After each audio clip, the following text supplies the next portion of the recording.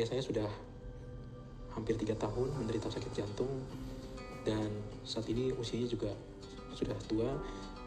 Ayah saat ini sudah gak sekuat dulu pastinya. Yang tadinya biasa aktivitas, sekarang cenderung selalu istirahat di rumah. Yang paling kerasa adalah waktu menunggu antrian panggilan sampai pulang dan mendapatkan obat. Yang pasti dampaknya ke orang tua saya capek sih Bu, karena nunggu dokternya, nunggu obatnya, itu membutuhkan waktu yang panjang. Dampaknya bagi keluarga, yang pertama kami harus berbagi waktu antara pekerjaan dengan mengantar orang tua untuk berobat. Terus yang kedua, finansial. Layanan home care menurut saya pribadi itu sangat bagus, tapi memang home care ini tidak bisa menggantikan rumah sakit, konsultasi ke rumah sakit pada umumnya. Yang pasti ayah juga jauh lebih tenang kalau diperiksa di rumah, tidak capek harus keluar dan menunggu antrian yang terlalu lama itu, dan harus pulang dengan kondisi yang lelah. Nama saya Yudi, umur 38 tahun. Ya, saya pernah menggunakan layanan home care. Saya ke home care, demamnya tinggi, terus lemes, kemudian nggak sempat ke rumah sakit, hubungan rumah sakit penuh, jadi kita larinya ke home care. Kalau ke rumah sakit tuh perjalanannya harus diantar, terus capek, nunggu, sedangkan kita kan sakit. Saya pengen periksa, terus kondisinya kayak apa, terus dapat obat, kita pengen istirahat. Home care tuh sangat ngebantu periksa di rumah, sedangkan kalau periksa di rumah kan kita tuh perlu ketenangan, sangat tenang. Terus tindakannya di rumah, jadi kita habis diobati terus kita bisa istirahat. Saya tuh berharap home care tuh pelayanannya bagus, sangat terjangkau, terus harganya murah.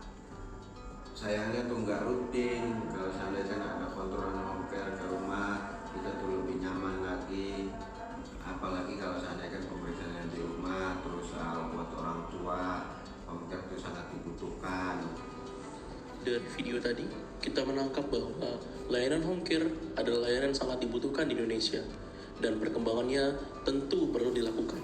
Sehingga pada kesempatan ini kami akan memaparkan proyek dengan judul Dari St. Luke's ke Indonesia, transformasi model bisnis home care berbasis bukti untuk inovasi layanan kesehatan, yang disusun oleh kami, kelompok 3. Indonesia saat ini menghadapi tantangan besar dalam pelayanan kesehatan, terutama akibat meningkatnya prevalensi penyakit kronis dan pertumbuhan populasi lansia. Prevalensi diabetes di Indonesia telah mencapai lebih dari 11%, dan pada tahun 2030, Indonesia diproyeksikan memasuki fase super age society dengan sekitar 15% penduduk berusia lanjut. Kondisi ini menuntut model layanan kesehatan yang tidak hanya berfokus pada rumah sakit, tetapi juga perawatan jangka panjang berbasis rumah atau home care yang berkelanjutan, efisien, dan berorientasi pada kualitas hidup pasien. Sebagai salah satu sumber inspirasi, kami mengkaji St. Luke's Elder Care atau Home Care di Singapura, sebuah model layanan home care terintegrasi yang berada di bawah St. Luke's Hospital. Layanan ini mengombinasikan perawatan medis, keperawatan, rehabilitasi, teknologi digital, serta pemberdayaan caregiver. Model ini terbukti efektif dalam memberikan perawatan berkualitas bagi lansia dan pasien kronis, tanpa harus menjalani rawat inap jangka panjang.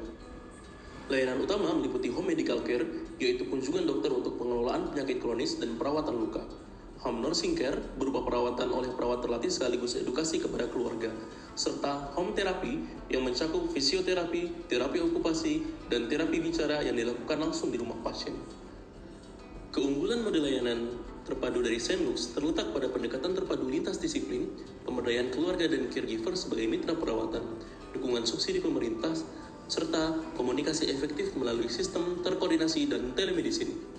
Namun demikian, tantangan tetap ada, seperti variasi pengalaman pasien dan proses administrasi yang relatif panjang. Berdasarkan wawancara dan data nasional dari Kementerian Kesehatan, BPJS, dan BPJS, ditemukan bahwa pasien lansia dan kronis di Indonesia membutuhkan akses layanan yang lebih dekat, edukasi caregiver yang mudah dipahami, serta sistem monitoring sederhana untuk mencegah perburukan kondisi dan readmission rumah sakit. Peningkatan kasus diabetes dan bertambahnya populasi lansia memperkuat urgensi layanan home care berbasis komunitas dan teknologi. Berdasarkan hasil analisis tadi, terdapat 3 masalah utama. Pertama, keterbatasan akses layanan, lemahnya edukasi caregiver, dan kurangnya monitoring kepatuhan pengobatan. Oleh karena itu, kami mengusulkan model home care berbasis digital yang adaptif dengan konteks Indonesia, yang menggabungkan kunjungan perawat, pemanfaatan aplikasi mobile, serta penyediaan media edukasi visual bagi caregiver. Untuk pasien kronis stabil dengan kebutuhan pengawasan intensif, ditawarkan layanan hospital at home dengan dukungan telemonitoring dan kunjungan dokter berkala. Model layanan yang diusulkan di Indonesia terdiri dari 3 paket utama. Pertama, basic home care berupa kunjungan perawat rutin, edukasi diet dan obat, serta pemantauan tanda vital. Kedua, digital monitoring melalui aplikasi mobile untuk pengingat obat, pencatatan tekanan darah dan gula darah, serta komunikasi dengan tenaga kesehatan. Ketiga, hospital at home, yaitu layanan intensif di rumah dengan dukungan dokter visiting dan sistem telemonitoring. Dalam bisnis model Canvas, segmen pasar meliputi lansia, pasien kronis, dan keluarga sebagai caregiver. Value proposition yang ditawarkan adalah kemudahan akses, edukasi praktis, monitoring digital, dan layanan intensif di rumah. Sumber pendapatan berasal dari paket langganan, klaim BPJS, CSR, dan subsidi pemerintah daerah. Dengan dukungan mitra strategis seperti rumah sakit, startup health tech, BPJS, komunitas lansia, dan universitas.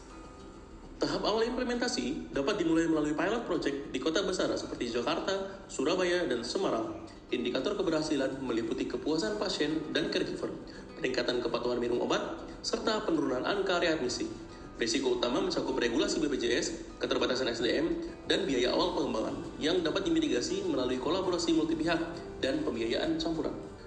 Sebagai kesimpulan, model home care digital yang diadaptasi dari praktik terbaik St. Luke's Elder Care Singapura sangat relevan untuk menjawab tantangan sistem kesehatan Indonesia.